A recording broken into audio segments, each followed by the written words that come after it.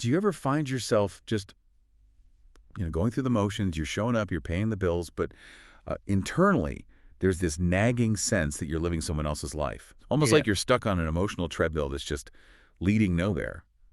If you are craving a significant change, a real trajectory correction in your life, then this is your moment.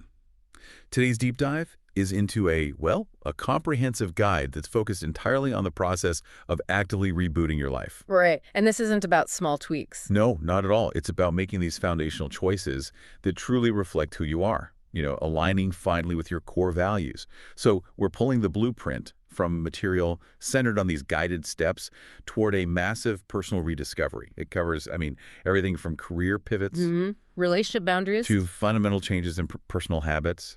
And the material is called You Need to Start Over. Okay, so that title's a bit aggressive. Yeah. Why frame it so starkly? What's the core philosophy behind this radical call for a reset? Well, what's fascinating here is that the aggressive title is completely intentional. It's meant to force a realization that life is not meant to be lived on autopilot. Just passively enduring things. Exactly. It demands active engagement. The ultimate payoff for this start over is really psychological freedom. The guide uses this profound metaphor for the reset. It's likened to clearing out old clutter from your home. I like that. Yeah, we just don't realize how much mental and emotional space is consumed by outdated commitments or, relationships we just tolerate. Or career paths we just fell into. Precisely. So by deliberately clearing that internal clutter, you create literal space for new opportunities, for treasures that truly add meaning and joy. I love that idea, clearing out the cognitive noise. But what about setbacks?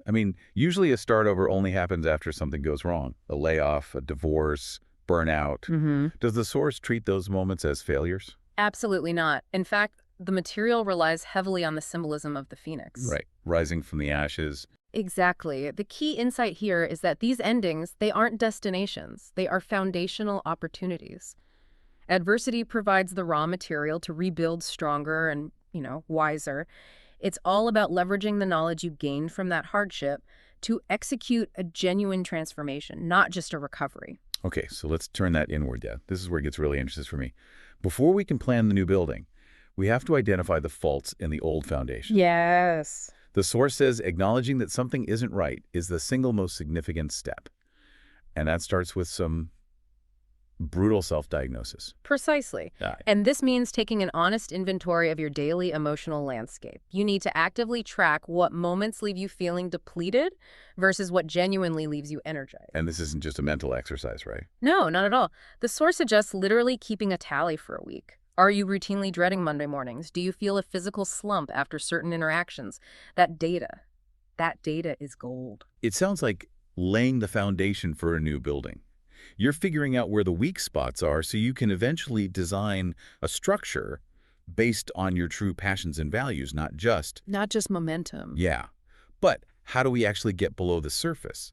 I think most people know they're unhappy, but they can't quite articulate why. And that's the thing. The guide offers structured tools beyond just feeling bad. We talked about journaling, but let's get specific. The material highlights something called the 5% rule for journaling. Okay, what's that? So instead of using your journal solely to analyze past regrets or current anxieties, you dedicate just 5% of your writing time, maybe the last 5 minutes, to focusing only on potential future actions, solutions. So you're shifting the focus. Exactly. This small tactical commitment shifts your mental focus from just analysis to momentum. It helps patterns emerge and can surface a buried passion or an underlying cause of distress much faster than simply, rambling on the page. The power of a slight redirection. I like that. Yeah. So once we have that honest data that tally marks the journaling insights, that's the catalyst for transformation, right? It is. The realization, acknowledging, for instance, that your career goals are based on parental expectations from 20 years ago. Ooh. Or that a key relationship is just fundamentally draining you. That requires immense courage. Acknowledging the need for change, whether it's a career, a habit, or ending a toxic loop, that's where the purposeful work actually begins. Okay, so we know it needs fixing. We have the diagnosis. Now for the daunting part, the planning, the sources really emphasize transforming those broad, often fuzzy visions into Well, into actionable steps. Hmm. This is where the dreaming stops and the purposeful, incremental work has to begin. And what's crucial here is that while the guide encourages you to envision that one-year goal, it simultaneously stresses a ramp-up method to avoid So paralysis. you don't get overwhelmed. Exactly. If you've been on autopilot, a massive goal just feels unreachable. So instead, you start with micro actions, tiny, almost ridiculously small steps you can complete today. Give me an example. Okay, if the big goal is a career pivot into coding, the micro action isn't signing up for a 6-month boot camp. Okay. It's spending 15 minutes researching one free introductory course or updating just one single bullet point on your resume. It uses that classic journey of 1,000 miles approach, but it focuses on daily, immediate wins that build confidence like compound interest. I appreciate that focus on small victories because often the obstacles aren't just external, like money or time, they're internal. Always. So what's the guy's best advice for anticipating those emotional hurdles? Fear, self-doubt, before they completely derail the whole process. This is where we stop hoping for success and start actively engineering it. Preparation is your best defense. The source insists you plan for emotional hurdles with the same rigor you plan for financial ones. So for financial worries, yes, set a strict budget. But for fear, What do you do for fear? you arm yourself with specific if-then contingency plans. Okay, explain that. So if the fear is, what if I fail and run out of money? The if-then plan is, if I cannot secure freelance work within 6 months, I will take a part-time job outside my field to cover bills, which buys me 3 more months. See, having that specific practical solution minimizes the power of the abstract, paralyzing what if. That really transforms a vague anxiety into a manageable logistical problem. This raises an important question, though. What happens when life just intervenes and you have to abandon the original plan? It always does. We talked about flexibility. How do we keep momentum when circumstances force us to completely modify the goal? Well, the material stresses that adapting and modifying goals as circumstances shift is growth. It's not failure. The key is distinguishing between quitting and pivoting. Pivoting means keeping the core values and the final vision intact, but just changing the vehicle to get there. Maintaining flexible plans allows you to seize unanticipated opportunities. If you have to pause your coursework for 3 months for a family emergency, that's just a delay, not an end. You just adjust the timeline and maintain that forward focus. That flexibility often means stepping off the original map, which is, frankly, terrifying. The sources seem to acknowledge that fear isn't just an obstacle, but maybe even a necessary fuel for change. Exactly. It frames fear and doubt not as blockages, but as signs. Signs that you are pushing beyond your comfort zone and into genuine growth territory. And the first step to managing that fear is what you mentioned earlier, confronting it, breaking it down. The act of unpacking a suitcase filled with what-ifs. I love that phrase. When you unpack that suitcase, when you confront the fear of failure or judgment or the unknown, you suddenly see that most of your worries are just clothes you don't actually need to wear. By turning those abstract fears into concrete, actionable if-then statements, you reduce their emotional weight. And that ties directly into building resilience. It's often described generically as an emotional muscle. But what are the specific techniques the guide gives us for actually strengthening it? Okay, so we have several resilience tools. One powerful technique is recalling past victories. Not just recent ones. No, looking back 5, 10 years, recalling how you navigated a difficult presentation or survived a tough breakup or handled a period of financial stress, it acts as armor against doubt. It's concrete evidence that your capability is proven. Your past successes weren't flukes. Right. Another core tool is the practice of gratitude. Regularly reflecting on what you are grateful for shifts your focus away from what is missing in the present. That gap between where you are and where you want to be, it significantly boosts emotional resilience. And critically, none of this is supposed to be done alone, is it? Imagine when you're dismantling an old life, you need some serious support. The source is crystal clear on this. No person is an island. A support system, friends, family, mentors, solves 2 vital functions. First, they remind you of your worth when your own internal voice is tearing you down. And second, they act as an accountability partner, reinforcing your motivation. Now, what about professional help? That's important to stress. Seeking professional guidance, therapists or coaches, is not a sign of weakness. It provides a structured environment to manage stress, and it gives you a non-judgmental accountability partner committed solely to your goals. Even online forums and specialized social media groups can offer continuous, diverse perspectives from people actively navigating the same changes. It's one thing to talk about these steps in theory, but it's another to see them in action. So let's look at a concrete, vivid example from the source material, the story of Emily Johnson. Mm-hmm. So Emery was living in Manchester, England, and at 38, she faced this devastating series of reversals, a massive triple setback. Her divorce from her husband, Richard, followed quickly by being laid off from her corporate marketing job. Right, the company was downsizing. Exactly, and she felt completely isolated. The source describes her spiraling into this period of profound despair, sleeping until noon, barely able to leave her apartment. This is a perfect case study because her turning point utilized the reflection tools we just discussed.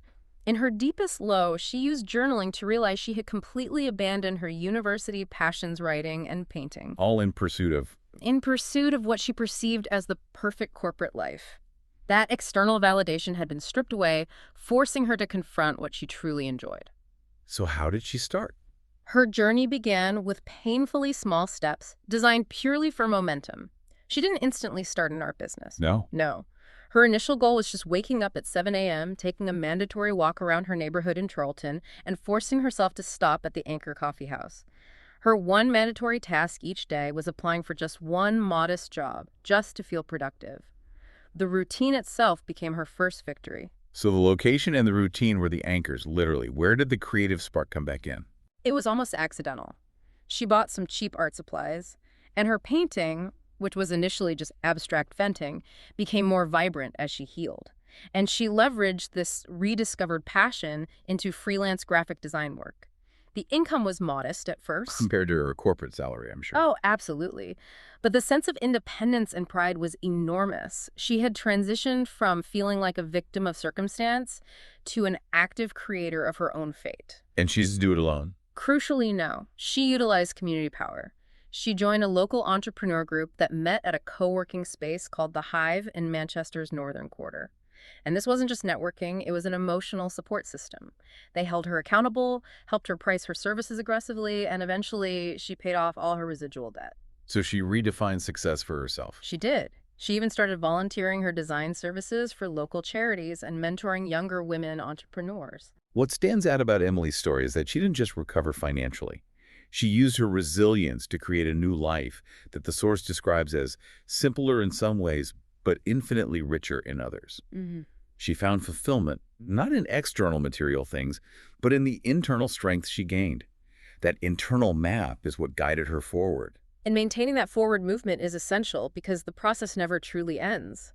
Momentum is sustained by celebrating those microactions, setting weekly goals, and using active visualization. Like a vision board. Exactly, like creating a vision board to keep that larger, authentic goal in sharp focus. But the journey is never a straight line. The source mentions plateaus. How do we handle those inevitable periods of slow progress or stagnation without falling back into despair? Plateaus are natural cycles, and the advice when you hit one is a little counterintuitive. Mix things up. If you've been working on a project for weeks with no breakthrough, change your physical work environment. Take a short trip. The guide emphasizes prioritizing rest to avoid burnout. So stepping back can actually be a step forward. Sometimes the best action you can take is stepping back for a weekend to recharge. A breakthrough often happens not when you try harder, but when you change your approach and allow your subconscious to work. Ultimately, the destination of this deep dive and where the source guide ends is continuous reflection. Reflection helps deepen your understanding of your motivations, your reactions, and what truly brings you joy, enabling wise decisions in the future. The concepts we've unpacked, from identifying the drain of living on autopilot, to actively building that specific kind of resilience, to seeing the tangible success of people like Emily, these are tools you can carry forward right now. And we know this framework works for major life shifts. We saw in the source material the story of John, who went from 2 decades in unfulfilling finance into becoming a beloved high school math teacher. And Mark, who shifted into flexible web development after a severe health challenge, forced him to prioritize his work-life balance. It really is never too late to redefine your path. So what does this all mean for you? If you're standing at the threshold of starting a new chapter, remember the ultimate goal is not to adhere rigidly to a predefined plan. It's to live a life that is truly fulfilling and true to who you are. This entire process is simply a continuous journey of growth and change. We should leave you with the profound reflective questions that underpin the entire source material. Take a moment and reflect deeply on your true self, stripped of your history and expectations. Beyond your name and age, who are you? What specific activities, people, or environments ignite your passion versus what do you actively shy away from? That core essential knowledge, that authenticity, is the map to your next most powerful beginning.